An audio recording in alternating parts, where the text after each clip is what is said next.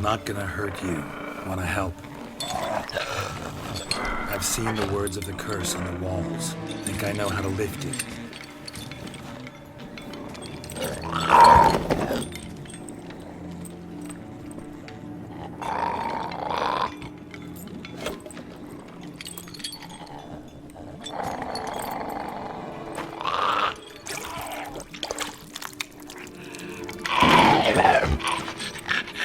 Tried to bring folk here, convince them to sit at the table with you, right? Well, I'm gonna be your guest now. Your willing guest.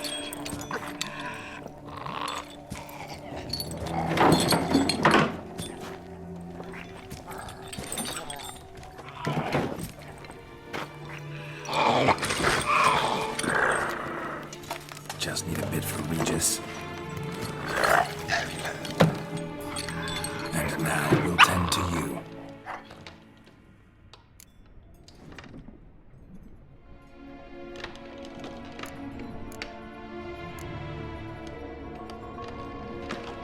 Need to get this right. Words of the curse were, "None shall sit and dine with you at your table. No spoon you have shall say to you, never again shall you wish to spy your reflection in the mirror."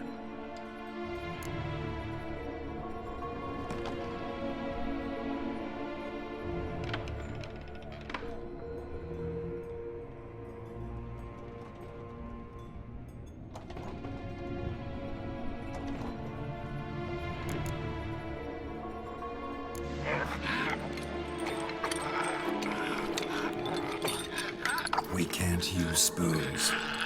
No, that won't work. You've been looking for a spoon that would feed you, but there's no such spoon. We need to eat without spoons.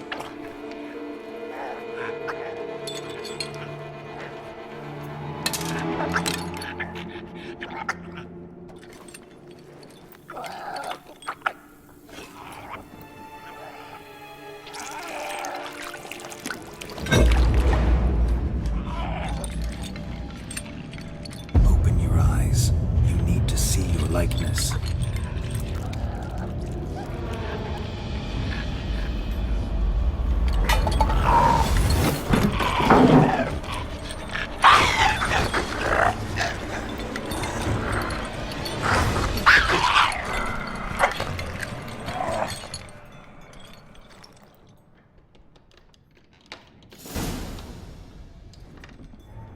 Think it worked.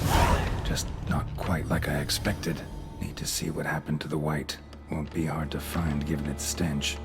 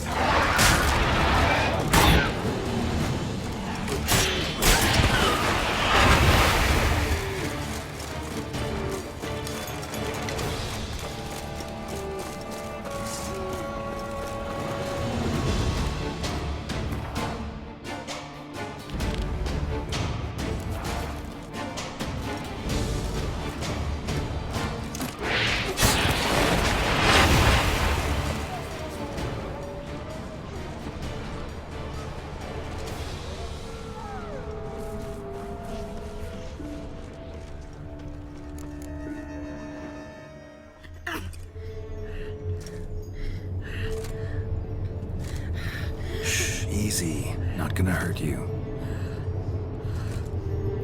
Eat. I must eat.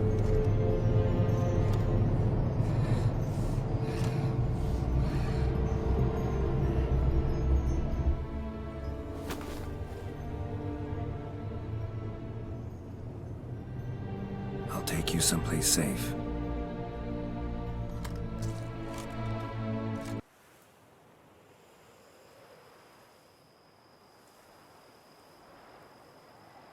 So I took her by the hand and led her here. Seemed the only sensible place for her. You did the right thing, sir. She should recover quickly here. Don't worry, sir. I shall see to everything. She is safe here and in good hands. She'll soon be back on her feet. Might actually take a while. She hadn't eaten anything in over 100 years when I found her. Horrid. Whatever brought this about? Told me her story on the way here. Her name's Marlena. She was once the very beautiful and proud heiress to the Trastamara estate. One evening, when she was holding a banquet for friends, a beggar came to her gate seeking alms. He had a bowl and a spoon with him. He sat outside her fence and waited. I've heard of the custom. An ancient rite of hospitality that obliges one to give food and drink to such a guest lest he depart hungry. To neglect the custom is to bring great misfortune down upon oneself. Marlena didn't care a whit for the old customs. She drove the man off, saying she'd rather feed the leftovers from her feast to her dogs than to give the beggar anything. The beggar then broke his spoon, cast a curse. She was beautiful, so he said she'd never wish to look at herself in the mirror again. Since she adored feasts, he swore no one would ever wish to sit and dine with her. And as she even refused him the crumbs from her table, he swore she'd never find a spoon in the world that would sate her hunger. A harsh punishment. I imagine lifting the curse was hardly simple. Curses are tricky. They play on irony. Always gotta figure out what the catch is. Marlena had spent decades looking for a way to lift it. Transformed into a wight, she stole spoons and lured folk into her home, trying each time to get them to dine with her. Didn't work. So what did? Someone had to sit down and share a meal with her, of their own free will. They had to eat without using spoons, and make her look at her reflection. That's it? That was all it required? Simplest solutions are sometimes the last that come to mind. Besides, when you're a wight, it's pretty damn hard to find willing human company for a feast. I imagine so. But, most importantly, it is now over. Please, don't worry. She will be in good hands here.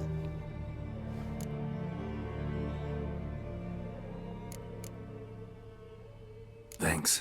Gotta get back to my business now. See you soon.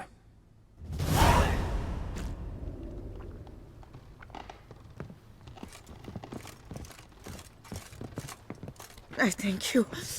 So tasty. Oh, so good.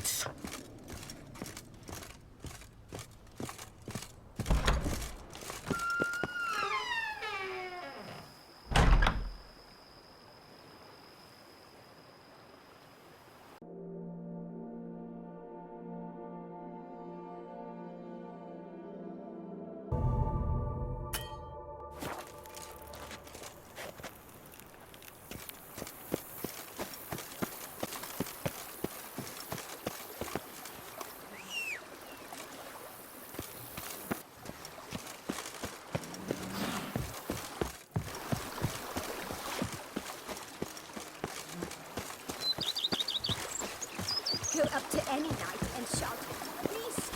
You'll serve the sword to armor its brothers."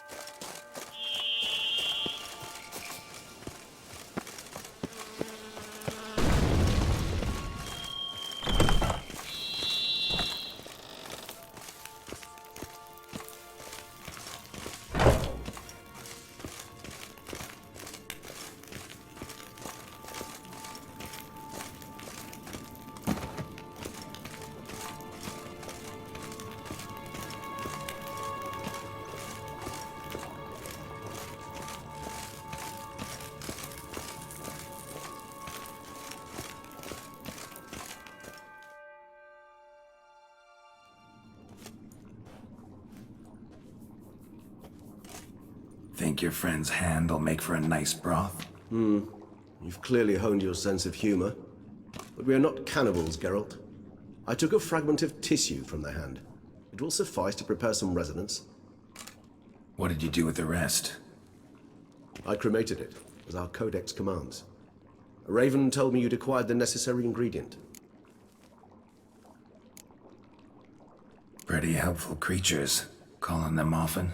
I try not to overdo it, but they can be so useful, as they were now, when I merely needed to be sure I could arrive in time should things go sour.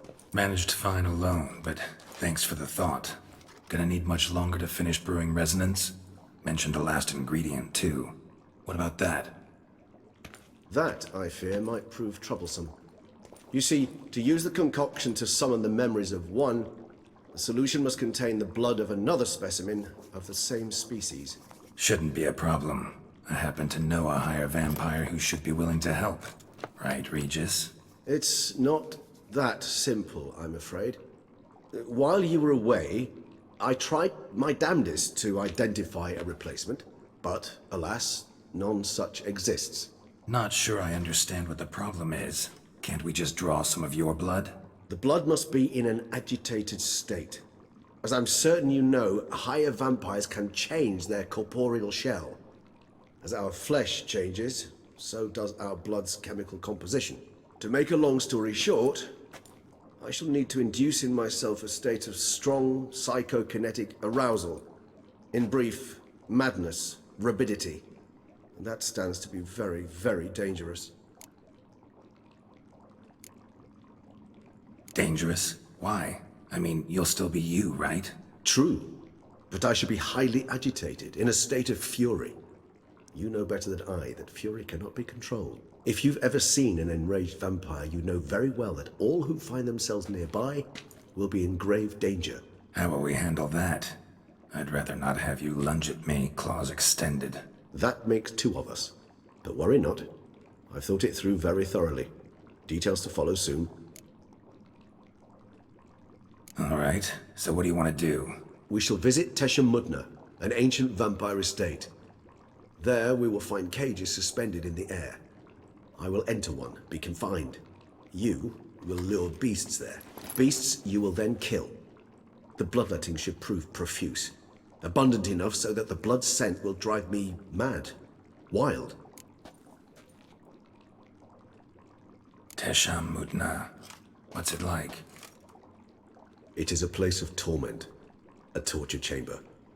Long ago, shortly after we'd arrived in this world, one among us named Kagmar developed such a taste and lust for human blood that in one night he could imbibe an entire village.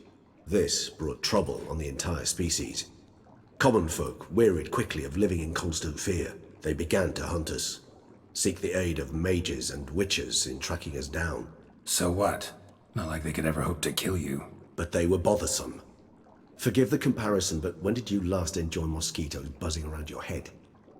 In any case, the other vampires decided something had to be done. Kagmar had to be caught and punished. A torture chamber was thus outfitted in the dungeons of Teshem Mudna.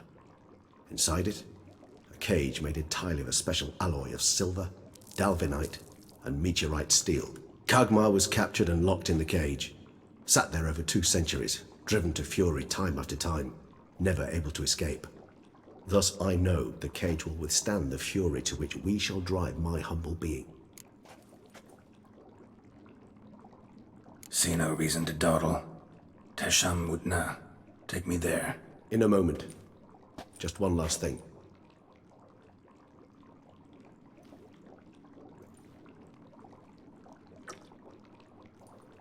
What was that? Blood. Oh, the last favor the Raven did me. I've also taken some Sancurium, a solution that sharpens one's sense of smell. One drop of blood shall smell like a gallon to me now. You crazy? You're a recovering addict. Your outrage warms my heart, Geralt, but you must remain calm. I have no choice.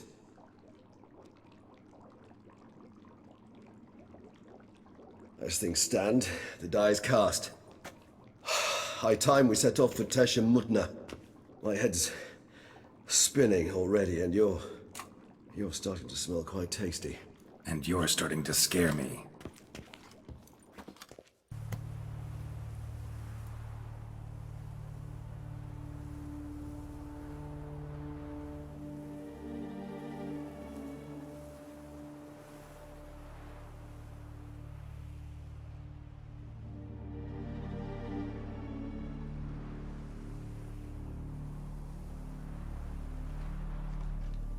We have arrived. The sacrificial chamber of torture and torment lies underground.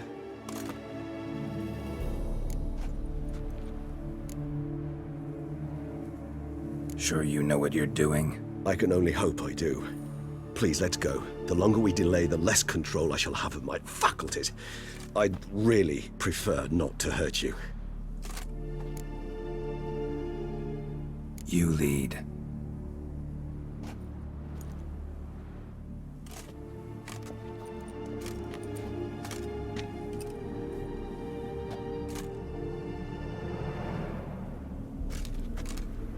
Scurvers must be getting close to their feeding ground. Correct. I told you there'd be danger.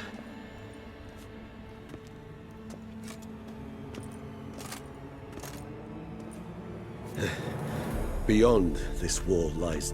An ancient vampire dungeon. Seen a lot of things in my time. Nothing quite like this, though. I feel honored. A man with such a wealth of experience, yet I'm about to show him something new. Now, to open it.